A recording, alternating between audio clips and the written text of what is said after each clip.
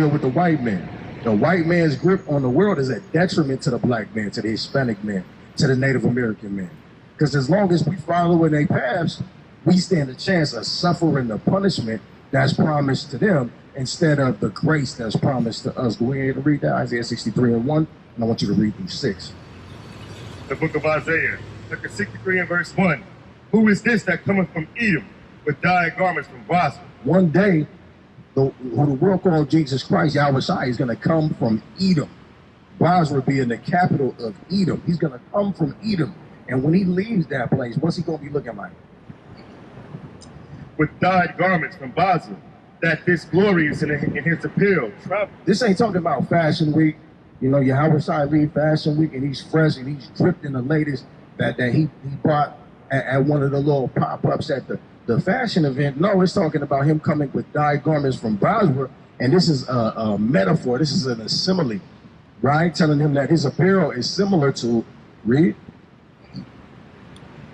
That this is glorious in his appeal, traveling in the greatness of his strength. I, that speak in righteousness, mighty to save. Wherefore art thou red in thy apparel? So they're giving us a simile to describe how he's red in his apparel. His garments dyed from Basra. So his garments are red like they've been dyed. Go ahead.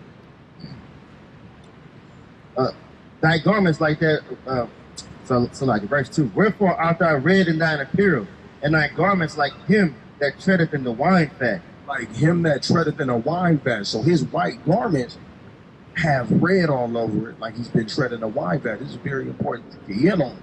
I called into this live show dealing with these 3 Christian men. You know, they had Christians calling in and asking questions about the Bible, complex questions, you know, quote unquote. And they give you these complex answers when really the Bible's very easy to understand in a lot of aspects. So they calling these men who profess themselves to be wise when it comes to the scriptures.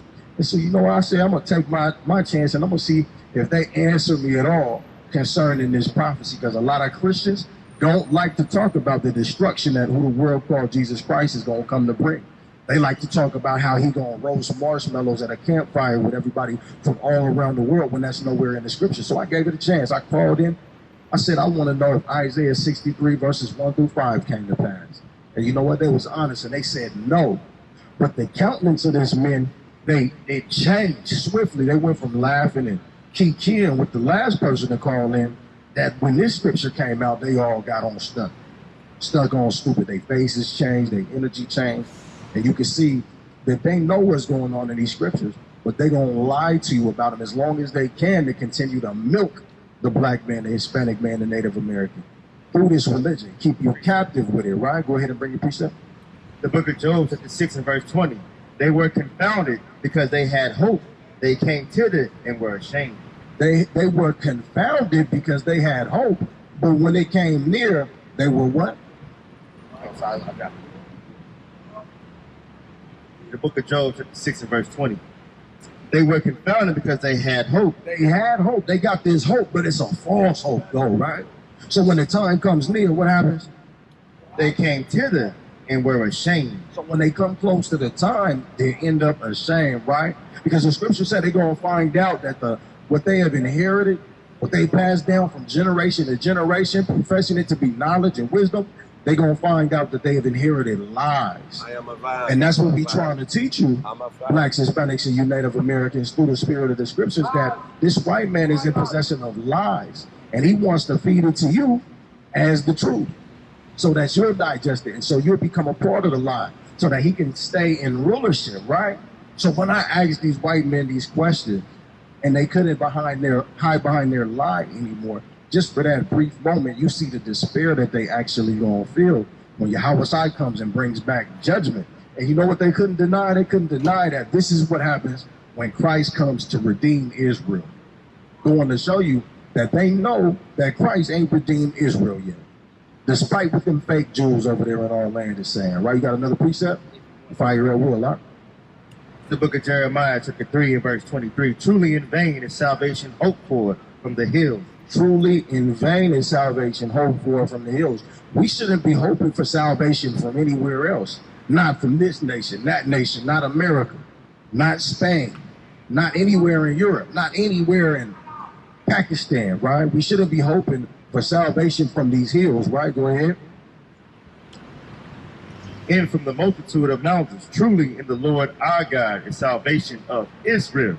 Only in Yahweh, the Most High God, is salvation for the Israelites. Scattered to the four corners. You got one more? Shoot it, shoot it. The book of Jeremiah, the 16th chapter, 19th verse. O Yahweh, my strength and my fortress and my refuge in the day of affliction. We want to teach you blacks, Hispanics to make Yahweh your fortress, to hide behind him and stop hiding behind these lies, because at the end of the day, when this kingdom comes tumbling down, there's not going to be no lie you can hide behind, let alone any building, not any tunnel, not any type of fortification that was manifested in this world molded by the hands of the man, right? No, you're not going to be able to hide from Yahweh.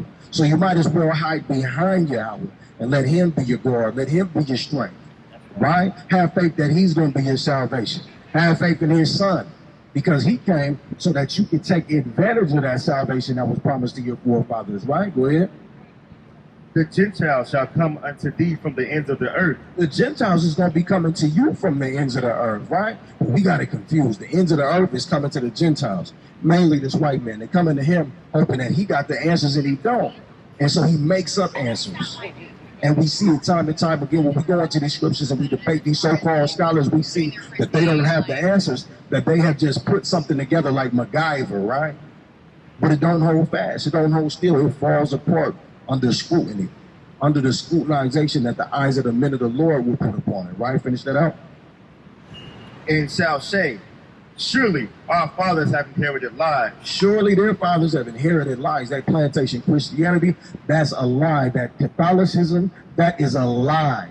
The Protestant Christians, what they got is a lie. All of it is lies. Lies, lies, lies. But you blacks, Hispanics, and Native Americans have been promised the truth. And it's time for you to come back to it through the Spirit of the Most High. Let's go back to Isaiah 63, wherever you left off. How you doing, brother? Shalom, shalom. The book of Isaiah, chapter 63, and verse 3. I have trodden the winepress alone. He's trodden the winepress alone. So we're talking about how Yahweh Shai is going to come and he's going to tread down the white man with no help, right? In his anger and his fury. So when I asked these white men this question, I said, you know what? I said, doesn't this go with the book of Revelation as well, when it talks about how the Most High is going to gather the chosen ones and he's also going to gather the cluster of the vine? They said, yeah. And it also goes with Revelation 19, white garment dipped in blood, right? And you know what they did? They cued the damn music on me. They said we got to end the show because this is the truth. And there was no more hiding no more. The flashlight came on. So you know what roaches do when the lights come on, right? They can't hide behind the lies when scriptures like these come out. Go ahead, read. I have trodden the winepress alone, and for the people there was none with me, for I will tread them in my anger. The Most High don't need the help of these other gods. He don't need the help of the white men to undo the evil, because it's the evil against the Most High. It's the world against the Most High, and Yahweh Shai is going to come as a representative of his Father in that day and show that he alone is the power over all of this. And it's only power that the Most High can endow you with that can overcome any adversary or allow you to be overthrown by any adversary. Read through verse 6, huh? And trample them in my fury, and their blood shall be sprinkled upon my garment. Their blood, the blood of this devil, the white man, the devil that the Bible speaks of, it's going to be sprinkled on his garment like a butcher in the deli. His blood, their blood is going to be sprinkled upon him, and it's going to be like a fashion statement, a proclamation being made that I have come to destroy the evil and restore the righteous by Shemamachiach Yahweh Shai. And I will stain all my remnant, for the day of vengeance is in my heart. The day of vengeance is in the Most High's heart, and it's in his son's heart. Read that last verse again. For the day of vengeance is in my heart. The day of vengeance is in his heart, meaning that's what he's dwelling upon. When you deal with the heart, that's talking about the la'ab, your mind. The day of vengeance is in his mind. That's all he think about, right? You got to mind you, it's only been approximately a day for him since he got nailed to that cross. Right, go ahead. Salakia. For the day of vengeance is in my heart, and the year of my redeem is come. The day of his redeeming is come, and that day when it comes, he gonna say less. When the Most High say, go get it done. Verse 5. And I looked, and there was none to help, and I wondered that there was none to uphold. Therefore my own arm brought salvation unto me, and my fury it upheld me. His fury upheld him. In other translations, it says his fury made him strong, because he's strengthened. But you gotta understand. You gotta understand what it's like to have to wait to go at your adversary. You falling apart every day that your adversary is breathing and acting like everything is okay. So his anger is what upheld him, and it got him through them times when he had to be patient, waiting to come and redeem the saints. Right? Let me get Matthew 13 and 24. Matthew 13 and 24, and I want you to read through verse 33. Matthew 13 and 24 through 33. Book of Matthew, chapter 13 and verse 24. All this wind. All praise. They can carry the word out. The book of Matthew, the 13th chapter, the 24th verse. Another parable put he forth unto them, saying, the kingdom of heaven is likened unto a man which soweth good seed in the field. But while men slept, the enemy came and sowed tares among the wheat. So we talking about how the Most High is looking forward to gathering his saints, but also how he's planning to destroy the enemy. We are forced to grow together in the same proximity. All right? So this is an agricultural reference illustrating the complexities that are involved in that. Go ahead. And went his way. But when the blade was sprung up and brought forth fruit, then appeared the tares also. So the servant of the householders came and said unto him, Sir, didst not thou sow good seed in the field? From whence then have it tares? So right now, while we on this earth, and we are forced to stick with the task of walking uprightly, doing what we're supposed to do correctly, being spiritually minded, we're not supposed to be burdened with the thought of who might actually be of our seed line and who may not be. We go to the demographics where we know we were scattered, and we let that be that. What's going on, brother? Yeah, they kind of set up on the side of the sidewalk. We don't use a lot of it's just on the sidewalk. We don't have, we don't like to take out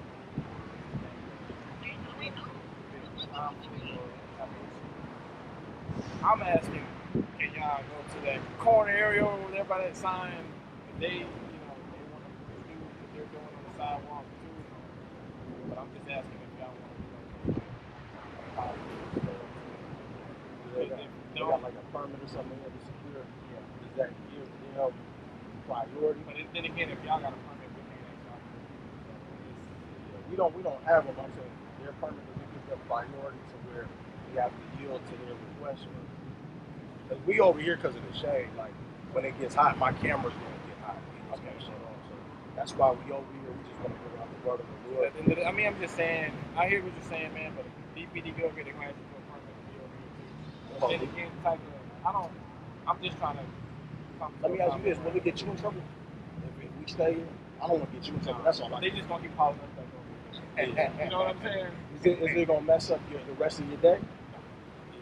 Like if you're gonna get paid by the hour, if it ain't gonna throw your day off, I would say we're gonna have to just deal because we've made this place a priority spot for a reason. And so I appreciate you being so respectful, but just let me know if it's gonna be causing a difficult time for you. That's when I'll move. You know what I'm saying? They got it set up with through us. Oh, okay. So the permit is, it comes with your security service. Yeah. Right. So in this area. You gotta have that. I gotta have it. All right, we'll move down just a little bit. Like, is that cool if we move down to that tree line right there? Because I just don't want to get out the shadow. I understand.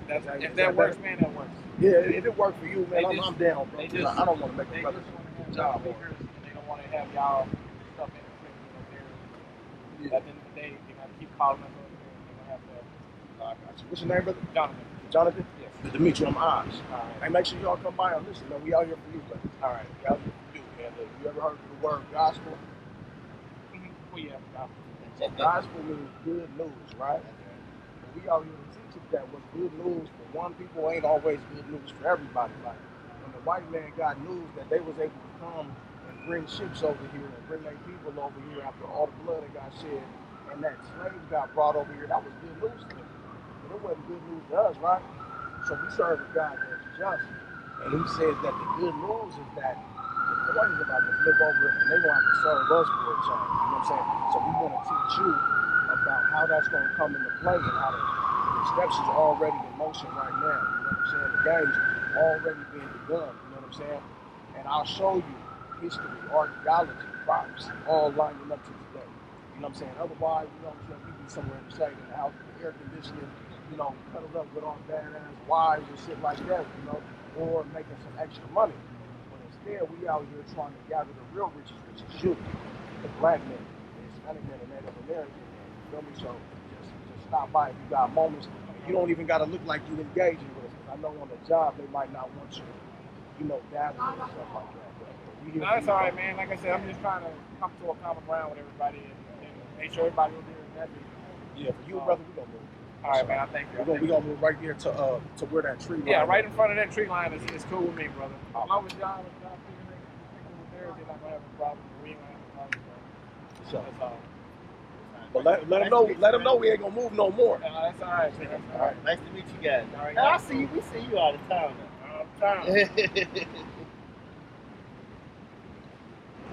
All praises to the Most High. The white woman had us moved down through the spirit, but we just gonna have to lift up our voice and sing. Let every voice in heaven ring, right?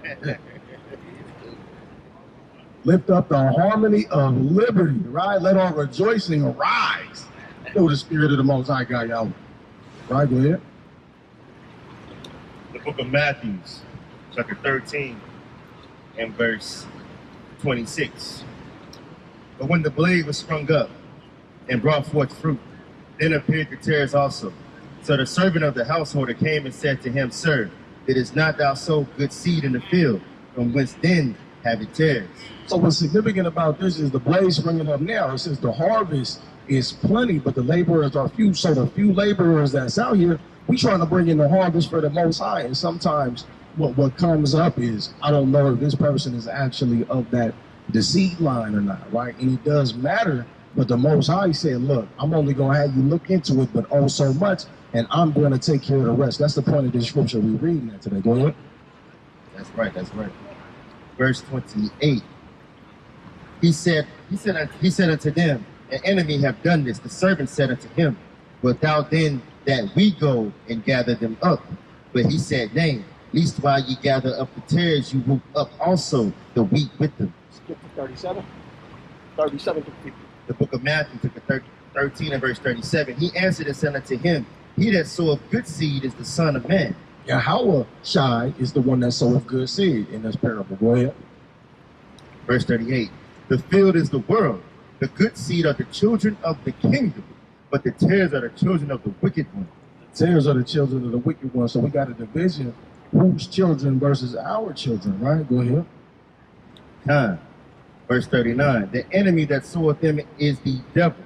The enemy that sowed them is the devil. The children of the devil inhabit this nation called Babylon, a.k.a. Edom, right? Where the Edomites, a.k.a. the white man, a.k.a. the devil the Bible speaks of, dwells and controls, right? Go ahead. The harvest is the end of the world. The harvest is the end of the world, right? When everything comes to a head and it's time for who the world calls Christ to come and put an end to the old and bring in the new. And the reapers are the angels. And the reapers are who?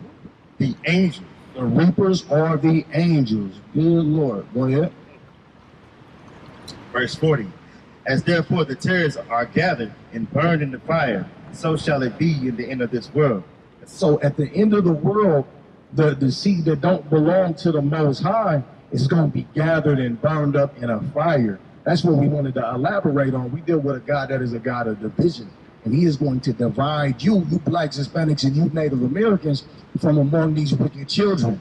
But the unfortunate thing about it is those of you that don't want to separate from this devil in spirit and in body, you're going to be burnt up with them. Right? The scriptures say the sinners of my people shall die by the sword, though hand join in hand. The wicked will not go unpunished, so the Most High God is not going to spare you for the sake of big up in you for you wanting to be unified.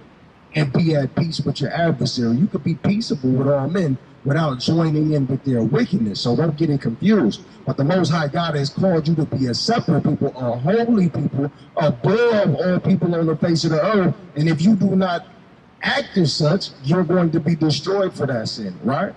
Go ahead and finish that out. Verse 41. The Son of Man shall send forth his angels, and they shall gather out of his kingdom all things that offend. All things that offend are going to be gathered together in one lump sum. Right? Go ahead. And them which do iniquity. And them that do iniquity. Iniquity is the transgression of the law, statutes, and commandments, the fruits of the flesh, right? They're going to be gathered together with all the abominations. And they're going to be destroyed together. Or am I lying? And shall cast them into a furnace of fire. Into what? Into a furnace of fire. Not into a bubble bath, not a jacuzzi, but a furnace of fire. Right? We was just talking about when our wives like to turn on that hot shower water. Right? Burn a nigga flesh off, right? Well, we talking about something worse than that. We talking about that Terminator 2 type action, right? That type of scenario. The scriptures say the eyes of these people will be consumed away in their holes, and their tongue shall be consumed to the back of their mouths. Let's be clear. That's the type of fire that these wicked people and these abominations are going to be thrown into, right?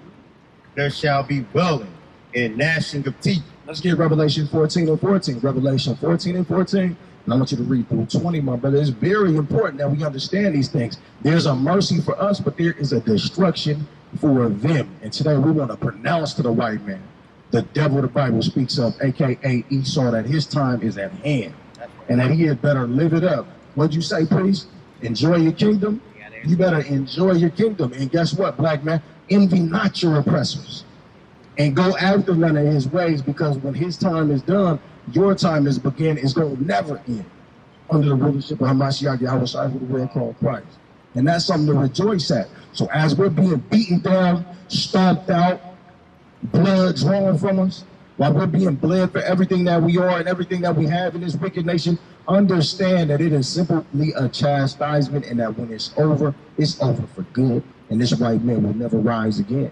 And he'll never be able to exploit you again. And none of the nations that would follow in his mannerisms, they won't be able to serve themselves of you again. As the book of Jeremiah chapter 30 says, read. The book of Revelation chapter 14 and verse 14. And I looked, and behold, a white cloud, and upon the cloud one sat like the Son of Man, having on his head a golden crown, and in his hand a sharp sickle. So you got a sharp sickle in his hand for what? Reaping. Go ahead.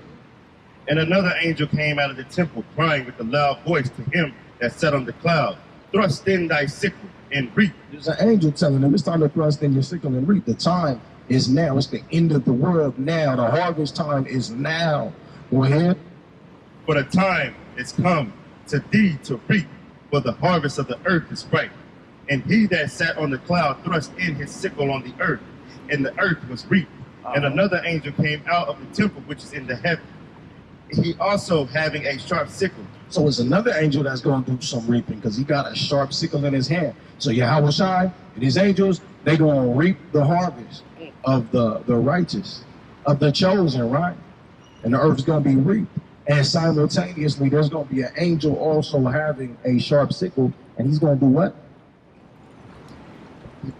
And another angel came out of the temple in his heaven, also having a sharp sickle. And another angel came out from the altar which had power over fire, and cried with a loud cry to him that had the sharp sickle, saying. So the angel that got power over fire, he's going to the other angel that got a sharp sickle for reaping, and he's going to tell him, thrust in thy sharp sickle and gather the clusters of the vine of the earth. Gather the clusters of the what? The clusters of the vine of the earth. Gather the clusters of the vine of the earth. Go ahead. For her grapes are fully ripe. Because her grapes are fully ripe, right? You understand that Babylon is prophesied that when the sins of this place reach unto heaven, when the sins of Babylon reach unto heaven, that's when it's going to be over with. And then at the same time, the elect of the Most High is going to be sealed. Read. And the angel thrust in his sickle into the earth and gathered the vine of the earth and cast it into the great winepress of the wrath of God. The great winepress, not the produce section. Understand, something happens in the winepress, right? And the winepress was trodden without the city, and blood came out of the winepress, even unto the horse bridle, by the space of 1,600 furlongs. That's a lot of space. Go back to Isaiah 63 real quick so we can recap. So while the elect is being gathered up and put into a safe place, the wicked are being gathered up and being put in a place where they're going to be trodden down together, up to the horse's bridle. That's a lot of blood. That's a lot of blood, because guess what? They have shed a lot of blood. And the scripture says we got to double unto them double. They're going to see the bloodshed that they have put in the earth, right? Matter of fact, hold that. Let me get Numbers 35 and 33. Let me get Numbers 35, 33. We're going to go back to Isaiah 63. The book of Numbers, chapter 35 and verse 33. So ye should not pollute the land wherein ye are. You're not supposed to pollute the land where you are. You're not supposed to litter, right? But what's the type of litter that the Most High despises? Go ahead. For blood, it defileth the land. Nobody has littered the land with blood more than the white man, right? So-called. Nobody shed more blood than the so-called white man. So guess what? There is a judgment in place for it. He can't cleanse the blood that's been shed everywhere he is gone, but by what? Go ahead.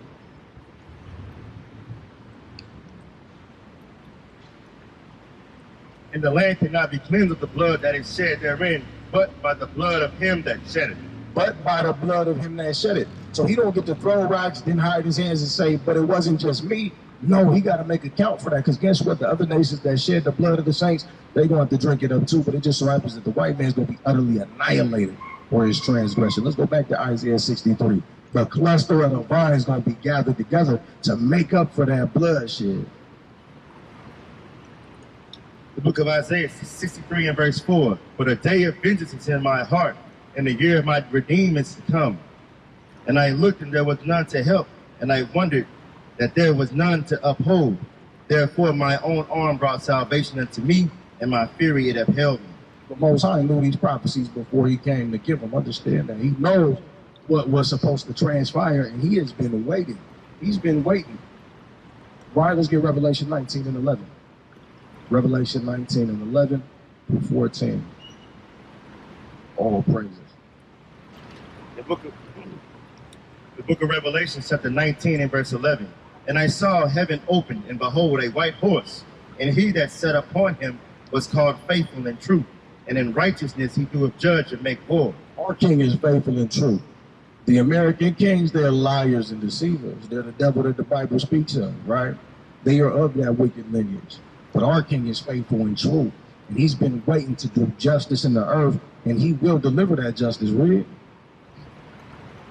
Verse 12, his eyes were a flame of fire, and on his head were many crowns, and he had a name written that no man knew but himself. Because he's going to dethrone all these kings of this earth. He's going to dethrone them all. He's going to take their kings. I don't know, like whoever was in the streets or still is in the streets, you snatch somebody's chain and you wear that thing. You don't just go pawn it right away. You wear that damn thing. And it's a trophy. That's what the Most High Son is going to be on when he comes here to dethrone these kings. He's going to be snatching chains. And he's going to be wearing them in the front of them. And he took them chains off of them crowns. He's going to be wearing it in the face of those that he decrowned. And he's going to be letting them know that he runs things now at this moment. Read. The book of Psalms, chapter 45 and verse 4. And in thy majesty rode proportionally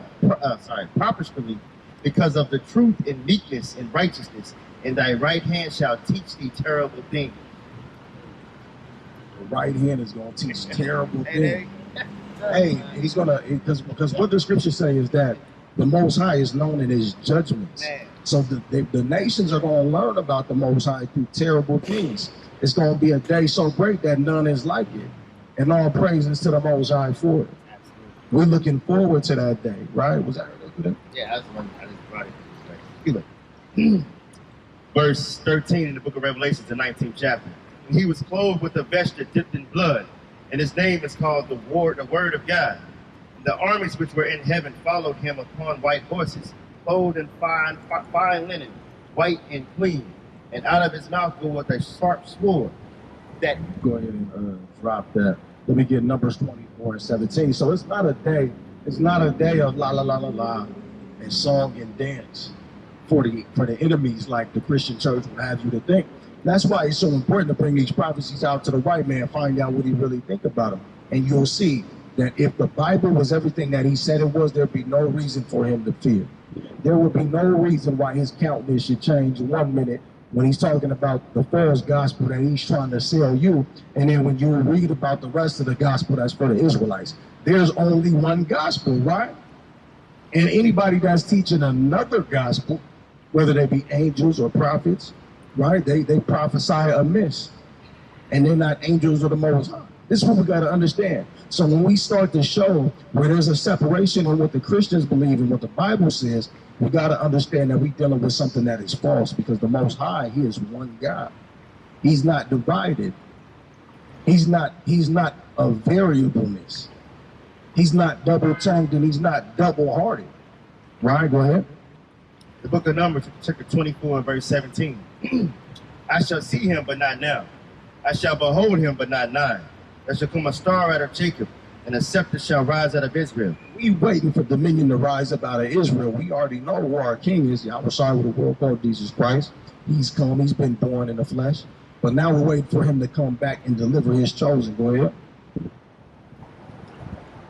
And shall smite the corners of Moab and destroy all the children of Seth. Whoa there. So I asked the same panel, the white people, before they cued the music on me. I said, is this, also what Numbers 24 is talking about? They said no, because they don't know the scriptures. You know what I'm saying? So they cued the music because it was like, man, this message is already detrimental to what we got going, the feel-good message that we would like to bring, the bullshit that we sell to populace. We gotta get them out of here. So when it was time to talk about Numbers 24, they were stuck on stupid. You know what I'm saying? You can go ahead, tune in and watch the video. Panel of white Christians reads Isaiah 63. But it's very important that you watch these things and you learn to ask these questions, because there ain't no stupid questions in the Bible, right? If somebody's a teacher from the Lord, they're going to be able to tell you about these things. Right? Go ahead. And Edom shall be a possession. Edom's going to be a what? Edom shall be a possession. Edom's going to be a possession. Go ahead. Seir also shall be a possession. So Edom and their land is going to be a possession. Wow. For his enemies, and Israel shall do valiantly. But I thought Christ made everybody free, right?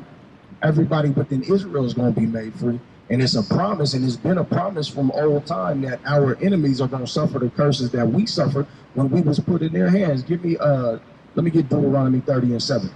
Deuteronomy 30 and 7, and we'll jump back to Numbers 24. All praises.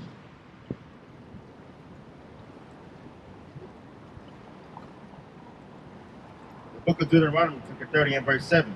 And the Lord thy God will put all these curses upon thy enemies. He might put all these curses on our enemy.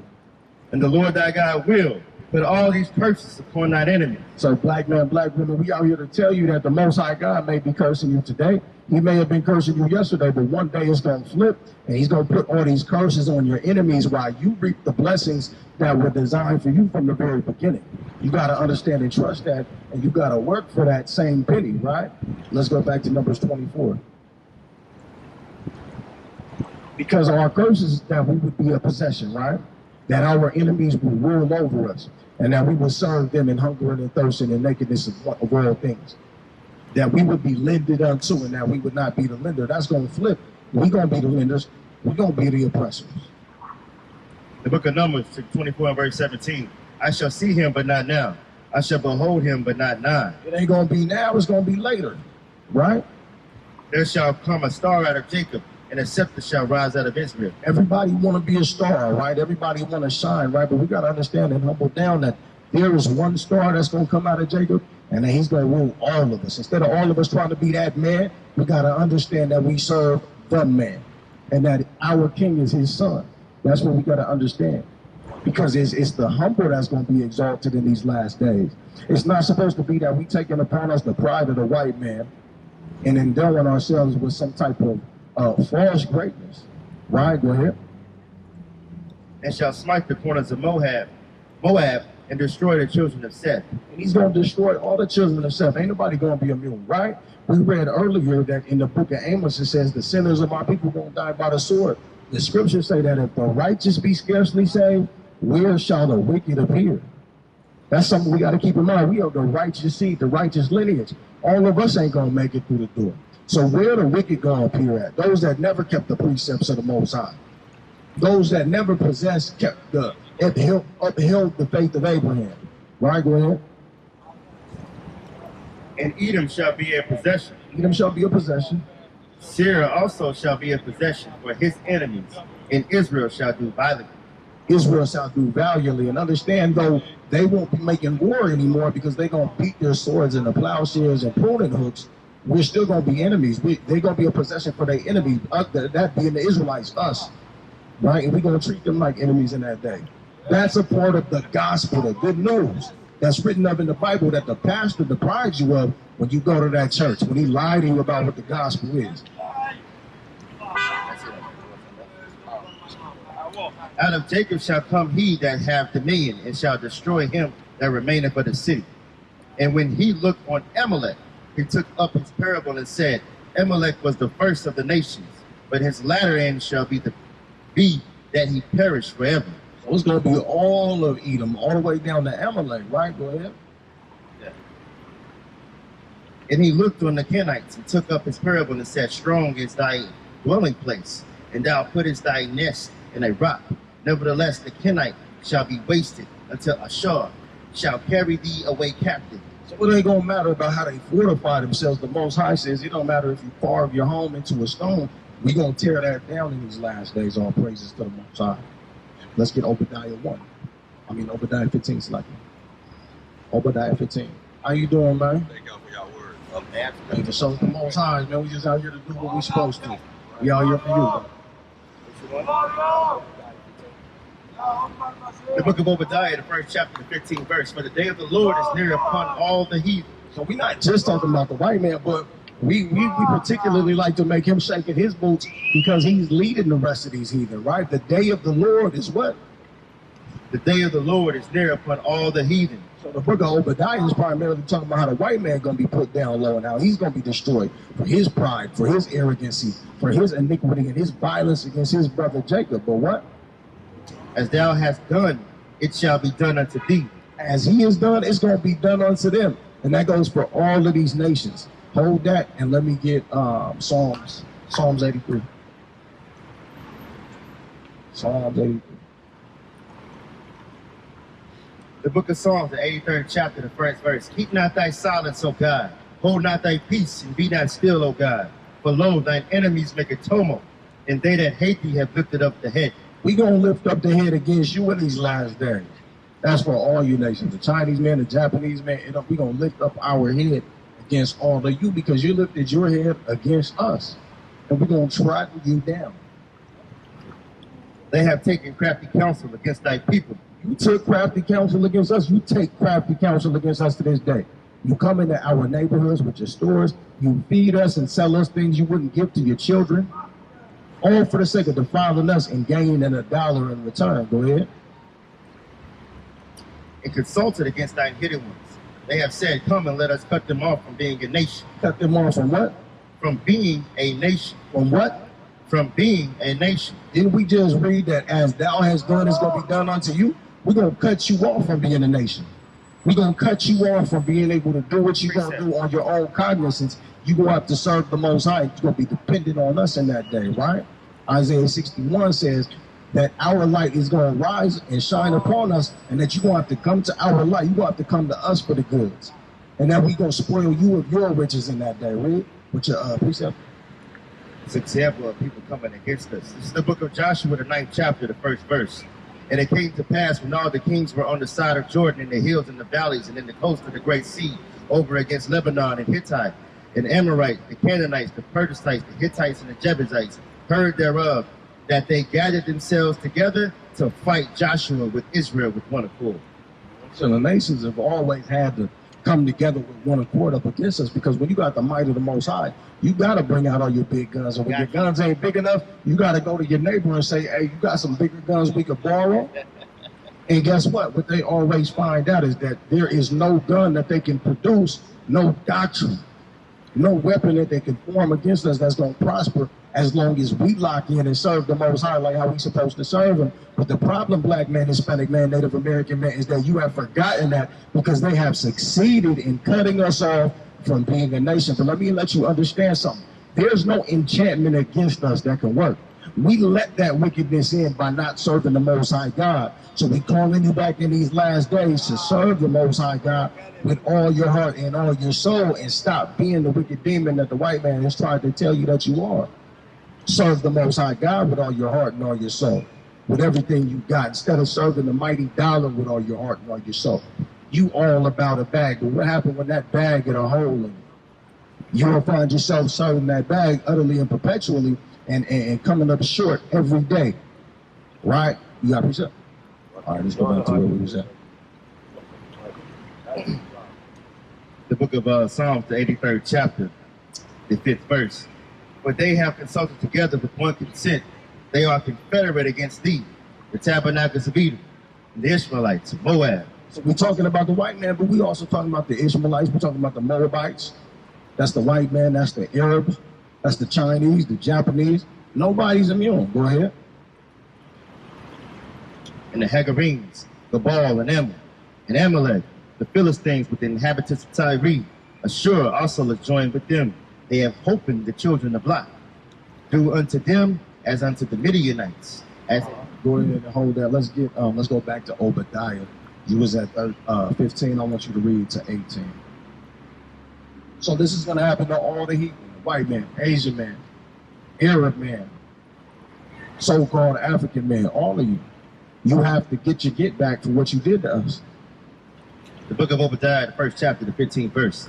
But the day of the Lord is near upon all the heathen. It's near upon all the heathen. Right? There's no immunity there. As thou hast done, it shall be done unto thee. Thy reward shall return upon thy own head. Your reward is going to return upon your own head. The scriptures say, he that soweth spiritually shall reap spiritually, and he that soweth carnally shall reap carnally. It even says, if you sow spiritually, you shall reap carnally. But what's important to understand is that the Most High's judgment is going to always come back to you, whether it be a good or a bad one, and it's going to be in measure for what you have sown in the earth. And you nations have sown the wickedness in the earth against each other, and most of all against the apple of the Most High God's eye, the Israelites. The blacks, Hispanics, and the Native Americans over here in the Western Hemisphere, you guys have done evil against these people, and you're going to have to pay the proverbial piper for it. Enough said. Go ahead. For as ye have drunk upon my holy mountains, so shall all the heathen drink continually. Yea, they shall drink, and they shall swallow down. You shall drink. You shall swallow down. We're going to put a hose in your mouth, and we're going to put a funnel at the end of it, and we're going to make you swallow down all that same wickedness that you did unto us. And there ain't no way around it. Read. Actually, go ahead and drop that. Let's get Isaiah 61 and 1. Isaiah 61 and 1 and read through 3. The white man got to learn that it is only so long that you'll be able to dance around what you did to the Hispanics, the Native Americans, and the blacks. You just can't escape it. So enjoy your kingdom. The book of Isaiah, the 61st chapter, the 1st verse. The Spirit of the Lord God is upon me because the Lord have anointed me to preach good tidings unto the meek. He has sent me to bind up the brokenhearted, to proclaim liberty to the captives, and the opening of the prisons to them that are bound, to proclaim the acceptable year of the Lord and the day of vengeance of our God. The acceptable year of the Lord and the day of what? And the day of vengeance of our God. And we're going to be comforted in that day of vengeance. It's going to be a comfort to us to see our enemies be brought down low in our presence. And we hoping and we praying for that day, but we got to work for that day as well. And the first work that we got to perform is faith in the Most High God. In the name of his son, with a world called Jesus Christ, Yahweh Shai.